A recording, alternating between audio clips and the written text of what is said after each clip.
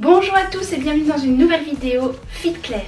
Ceux qui me suivent sur les réseaux sociaux et notamment sur Instagram savent que j'ai participé à la saison 3 de Ninja Warrior. Ninja Warrior, je pense que beaucoup connaissent l'émission et pour ceux qui ne connaîtraient pas, c'est une télé-réalité sportive mettant les candidats face à un parcours de ninja à franchir. Le but étant d'aller le plus loin possible sur le parcours sans tomber à l'eau ou sans faire une erreur qui entraînerait disqualification. Dans cette vidéo, je vais vous expliquer tout le déroulement du tournage, comment j'ai vécu le jour J. En gros, je vais vous raconter toute mon expérience Ninja Warrior. Et dans une autre vidéo, je vous expliquerai comment participer à Ninja Warrior, je vous raconterai tout le processus et les étapes du casting pour la sélection des candidats. Alors commençons par le commencement, c'est parti.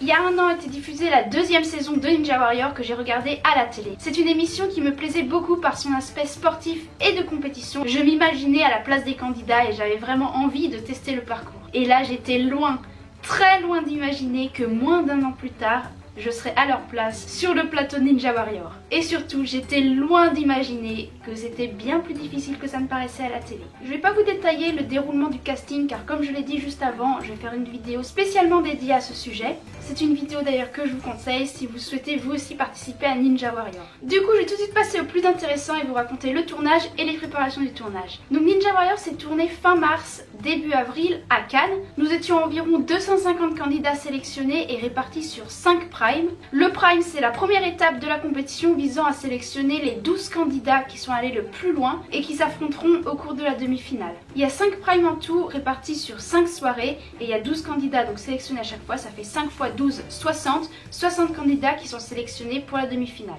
Moi je suis passée dans le prime 2, donc la deuxième soirée de tournage. Je suis donc arrivée à Cannes la veille du soir de mon passage et tous les candidats étaient logés par TF1 dans une résidence de vacances donnant sur la mer à Cannes.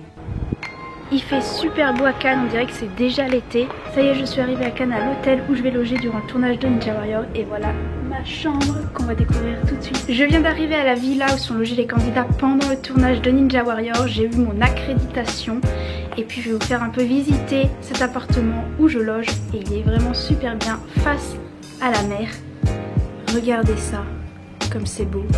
Le séjour qui est super grand. Et on a là-bas la salle de bain, donc là on est dans la salle de bain et enfin la chambre. Et regardez cette vue qu'on a depuis le studio, on est juste en face de la mer, c'est super joli.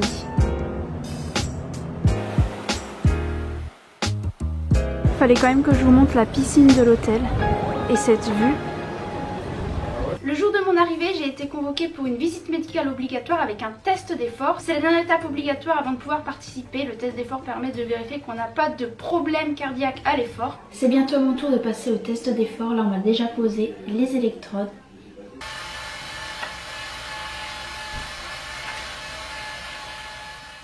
J'ai également pu rencontrer les autres candidats, d'ailleurs j'ai été assez surprise qu'il y en ait certains qui m'aient reconnu, qui étaient abonnés à mon Instagram. C'était plutôt sympa de pouvoir rencontrer et discuter avec les autres candidats. Je suis avec d'autres candidats du Prime 2, on fait connaissance, ils sont en train de regarder mes vidéos sur YouTube. On est là, on est chaud, on est là, wouh.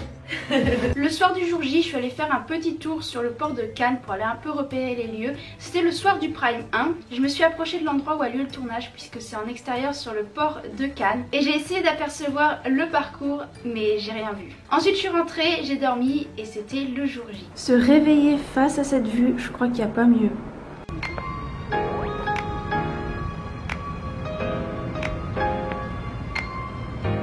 Aujourd'hui c'est le jour J, c'est Ninja Warrior et on commence cette belle et longue journée par le petit déjeuner.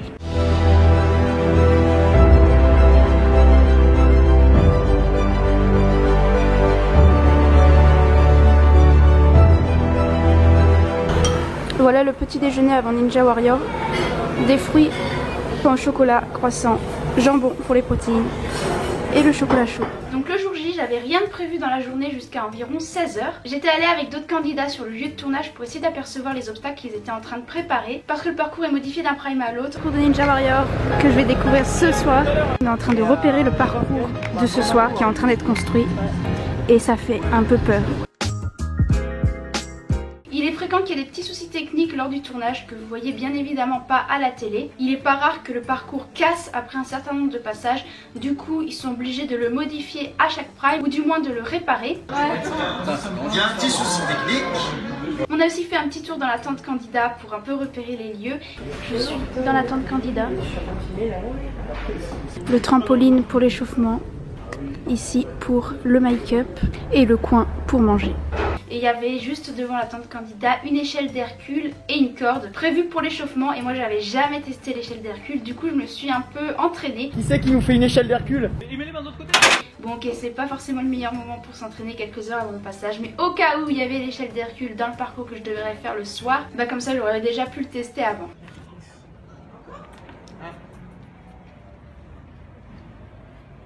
Ah comme ça? Mais il met les mains de l'autre côté. Ah putain, Et franchement, l'échelle d'Hercule c'était bien plus compliqué que ça ne paraissait, croyez-moi. Ah, je te jure, le Mostafa elle va le passer tranquille en vrai. Je suis rassuré. Non, c'était facile au traction. Vers 16h-17h, tous les candidats devaient prendre les navettes de TF1 pour être conduits sur le lieu de tournage. En direct du van qui nous emmène sur le parcours de Ninja Warrior avec tous les autres candidats. On avait rendez-vous à 18h pour le briefing. D'ailleurs, je vous ai pas dit, mais il y avait la tente candidat. Ici, juste à côté, le parcours. Donc là, on est allé dans la tente candidat jusqu'à 18h. Dans la tente candidat, il y avait une télé qui nous permettait de suivre en fait qu'est-ce qui se passait sur le parcours, sur le plateau de tournage. Il y avait également de quoi manger, il y avait des maquilleurs, des coiffeurs.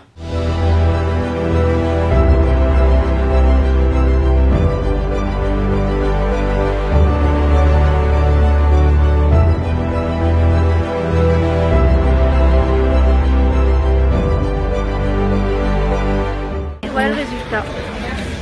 À 18h, le briefing a commencé, ils nous ont expliqué les règles, ils nous ont également expliqué comment allait se dérouler le tournage. Et c'est à ce moment-là qu'on a pu voir le parcours pour la première fois, mais aussi pour la dernière fois avant notre passage. Et j'insiste bien sur voir, puisqu'on ne peut absolument pas le tester, il y a des testeurs qui sont là pour ça. Les testeurs en fait franchissent les obstacles devant nous et nous on observe simplement la technique, on essaye de voir un peu comment ils s'y prennent pour pouvoir le reproduire ensuite. Pendant le briefing, on nous explique également toutes les erreurs qui entraînent disqualification. On nous explique également tout ce qu'on ne peut pas faire, ce qu'on ne vous dit pas à la télé, sinon ce serait trop long et trop compliqué à comprendre pour le téléspectateur. Et c'est là que j'ai commencé à réaliser qu'en fait ce serait dur, très dur, vraiment dur.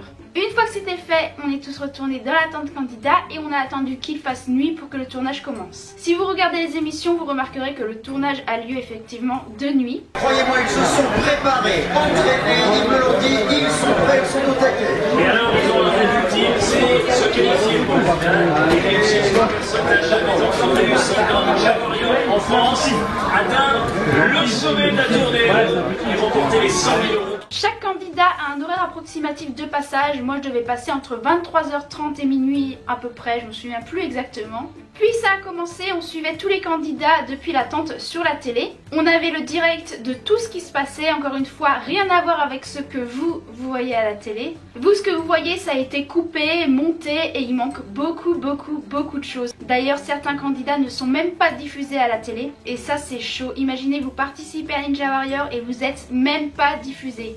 Oh là là. Donc nous on avait le réel de tout ce qui se passait quand le présentateur buguait ou recommençait une phrase, bah c'était pas coupé. Pardon, on va juste refaire un petit raccord de l'arrivée en courant avec le public qui applaudit s'il vous plaît.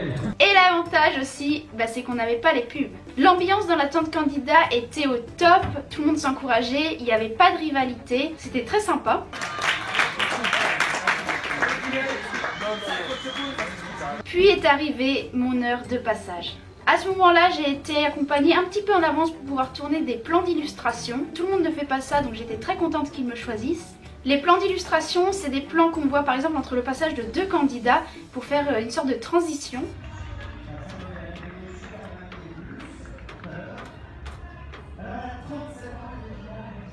Donc on a tourné des plans où je devais m'échauffer, ou plutôt faire semblant de m'échauffer.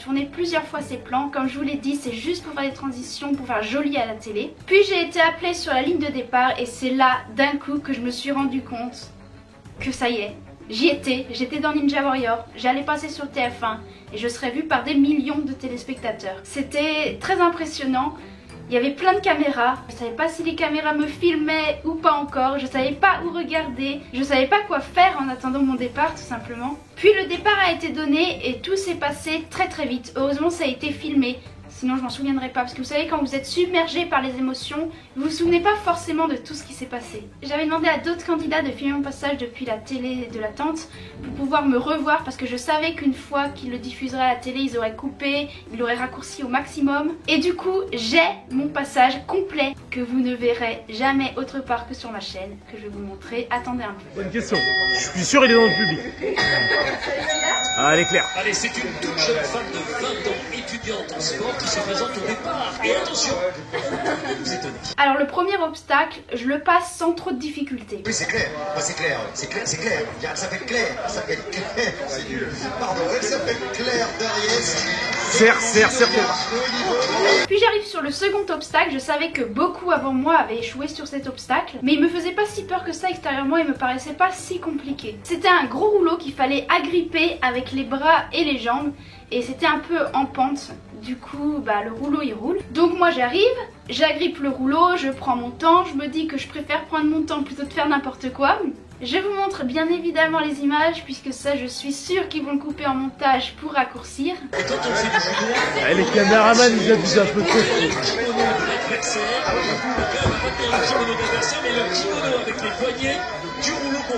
Une fois que je suis bien accrochée, je donne un petit mouvement d'épaule comme ça, pour essayer de faire partir le rouleau. Et là, il part pas. Du rouleau compresse. Un gros kimono qui tourne. Il fait s'accrocher en tout cas. Du coup, je recommence. Et il part toujours pas, il reste bloqué. C'est rare en judo, mais quand même. Alors je sais pas si c'est parce que j'ai pas eu de chance et qu'il est resté bloqué, ou si c'est parce que je suis pas assez lourde et que j'ai pas réussi à le faire partir. Je me pose toujours la question d'ailleurs. Quoi qu'il en soit, moi j'en avais marre d'être à califourchon sur ce rouleau qui refusait de rouler. Donc qu'est-ce que j'ai fait? La première chose qui m'est venue à l'esprit, c'est de détacher mes jambes, de donner un bon gros coup de pied au sol pour faire partir le rouleau et de vite raccrocher mes jambes. Allez. C'est pareil, on va peut-être être obligé de... Non, ça va commencer. Serre tes jambes.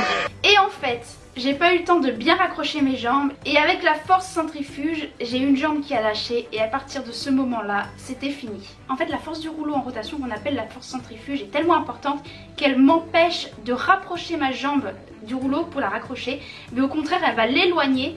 Et du coup ma deuxième jambe a lâché également et tout mon corps est éloigné du rouleau avec la force centrifuge. Du coup je n'avais plus que les bras qui tenaient le rouleau, et encore une fois la force est tellement importante et éloigne ton corps au maximum du rouleau que forcément j'ai lâché. Et j'ai fait un bon gros énorme plongeon dans la piscine. Serre tes jambes. Oh merde. S'il y avait une note artistique au niveau du plongeon, ma chère Claire, vous auriez sans doute l'une des toutes meilleures notes de la soirée. Je me suis littéralement écrasée dans l'eau. Donc là il m'a fallu quelques minutes pour reprendre mes esprits et sortir de la piscine. J'étais dégoûtée. Bon voilà, c'est déjà fini, c'était une belle aventure. J'ai pas tenu longtemps. C'est que c'était beaucoup plus difficile à faire que ça ne paraissait. Quand tu es derrière ton écran, tu te rends pas forcément compte de tout un tas de facteurs qui rendent l'épreuve beaucoup plus difficile qu'on peut l'imaginer. Le public, les caméras, les présentateurs qui commandent tout ce que tu fais, et des difficultés ou problèmes techniques que tu peux rencontrer durant l'épreuve et que tu n'anticipes pas. Comme le rouleau qui est resté bloqué. La deuxième chose que j'ai compris et qui est la plus importante, c'est que toutes les sensations que tu vis quand tu franchis ces obstacles, tu ne les connais pas et tu les découvres au moment de franchir les obstacles de Ninja Warrior. Comme ces sensations sont inconnues, tu ne peux pas anticiper qu'est-ce qui va se passer, puisque pour qu'une sensation soit connue, il faut déjà l'avoir vécue, et ça passe par l'entraînement. Le problème avec Ninja Warrior, c'est que tu ne peux pas, voire difficilement t'entraîner, car ce sont des obstacles que tu ne trouves pas ailleurs que dans Ninja Warrior. Ce que je veux dire par là, c'est que tu ne trouveras pas une salle où tu as le même rouleau que dans Ninja Warrior pour pouvoir t'entraîner à le passer. Sans connaître les sensations, tu ne peux pas imaginer par exemple la puissance de la force centrifuge du rouleau en rotation. Donc tu ne sais pas réellement ce que tu dois faire mécaniquement pour franchir l'obstacle, et c'est là la plus grosse difficulté. D'ailleurs moi je n'avais pas fait d'entraînement spécifique pour préparer Ninja Warrior, de toute façon c'était pas possible avec mes entraînements de judo tous les jours et la muscu tous les jours en préparation physique, je n'avais absolument pas le temps. Bref, on continue. Une fois que j'ai réussi à sortir de la piscine, je suis retournée dans la tente candidat trempée. Moi j'avais qu'une envie, c'était de me changer parce qu'en mars il fait quand même un petit peu froid dehors. Mais avant de pouvoir me changer, j'ai dû passer aux interviews et j'ai été interviewée par rapport à mon ressenti de mon passage. Puis j'ai regardé les passages des derniers candidats et même si j'étais dégoûtée pour moi de m'être écrasée dans l'eau à cause de ce rouleau bloqué, j'étais quand même super heureuse d'être là et de vivre l'aventure. Ça s'est fini aux environs d'une heure et demie du matin quand tous les candidats sont passés. Il y a eu l'annonce des 12 candidats sélectionnés pour la demi-finale. Pour la demi-finale, ils prennent les 12 premiers garçons et la première fille. Et il faut savoir que c'est une compétition mixte qui demande beaucoup de qualité physique. Donc forcément, c'est beaucoup plus difficile pour une fille que pour un garçon, mais ça je le savais évidemment. En tout cas, et quoi qu'il en soit, je retiendrai toujours que c'était une super expérience. Et si l'occasion se présente à moi de participer à nouveau, je n'hésiterai pas une seule seconde à retenter l'aventure. C'est déjà, ou plutôt enfin, la fin de cette vidéo. J'espère qu'elle vous aura plu. Tu peux laisser un petit pouce bleu, un commentaire pour me donner ton avis. Allez voir ma vidéo qui explique tout sur le casting. Et on se retrouve très vite dans une nouvelle vidéo. Salut!